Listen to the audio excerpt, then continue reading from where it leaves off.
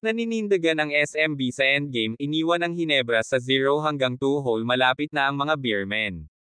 Ipinadala ng San Miguel ang Barangay Hinebra sa 106 hanggang 76 panalo sa Game 2 Nanograms kanilang PBA 48 Season Commissioners Cup semifinal.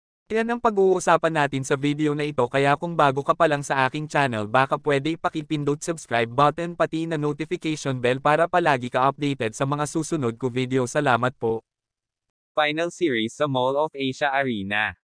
Sina Benny Boatwright, CJ Perez, at Marshall Lassiter ay nagpako ng mahahalagang shot sa endgame para iangat ang Beermen sa 2 hanggang 0 lead sa kanilang best of 5 series noong Biyernes ng gabi. Maaaring patalsikan ng SMB ang reigning champion sa Game 3 sa Linggo sa Mall of Asia Arena. Naging malaki si Junmar Fajardo sa magkabilang dulo ng palapag habang si Jeren Teng ay nagbigay ng dekalidad na minuto para sa Beermen na naglalayong makuha ang kanilang ika-29 na titulo sa liga. Sinimulan talaga ng Beermen ang laro sa isang 10 hanggang 0 run at kalaunan ay napigilan ng maihatid ng kanilang malalaking baril ang mga kalakal. "We just want to start strong kasi alam namin na lalabas ang Hinebra na lumalaban. Sinabi ko lang sa mga boys na subukang idikta ang tempo ng laro at itugma ang kanilang enerhiya na lumabas na napakaganda para sa aming simula," sabi ni SMB coach George Gallant. Nagtala ang Boatwright ng 38 puntos at 9 na rebounds kabilang ang 3 na nagtulak sa kalamangan ng San Miguel sa 79 hanggang 73 may 43 minuto pasado alauna na lalabi sa laro. Bago ang 3 ni Boatwright, nagpatambi din si Lassiter ng 3 para sa 74 hanggang 88 lead habang ang San Miguel ay nakahanap ng sagot sa bawat solong pagtakbo ng Hinebra sa endgame.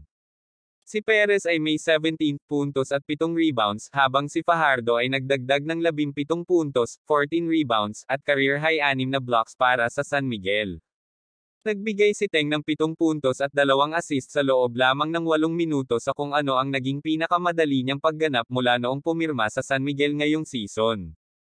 Nangunguna si Jamie Malonzo na may 27 puntos para sa Hinebra na nagpapanatili sa Game 2 na nakatabla sa 83 hanggang 83 sa kalagitnaan ng 4th quarter ngunit hindi siya nakagawa ng malalaking laro. Nasa kanila ang lahat. Mayroon silang mga show-outers sa labas, nakakuha sila ng malaking presensya sa loob. Nakuha nila si Junmar Fajardo.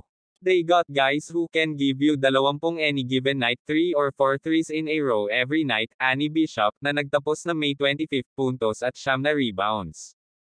Kailangan lang naming ayusin ang ilang bagay sa aming depensa. Sa opensa, kailangan naming tiyakin na nagpapatuloy kami sa pag-score ng bola, patuloy na makahanap ng mga lalaki na bukas sa kanilang mga pwesto. Mapapanood ang Game 3 sa Linggo, 6:30 PM, sa CNN Philippines, A2Z PBA Rush, at sa Pilipinas Live app. And Eva Elfie present Sports Betting. 1xBet is a wide line and high odds. 1xBet. Play with Eva. Bonus up 7,800 pesos. Ang mga marka: San Miguel 106, Boatwright 38, Fajardo 17, Perez 17, Lassiter 16, Teng 7, Trolano 5, Cruz 4, Totwara 2, Ross 0, Brondel 0. Barangay Hinebra 76, Malonzo 27, Bishop 25, Ahanmisi 13, Thompson 9, Standardinger 9, Pringle 6, Pinto 5, Aguilar 2, Tenorio 0. Mga quarter: 23 hanggang 21, 43 hanggang 46, 76 hanggang 74, 106 hanggang 76. Huwag mo kalimutan mag-like and subscribe sa aking channel. Maraming salamat po.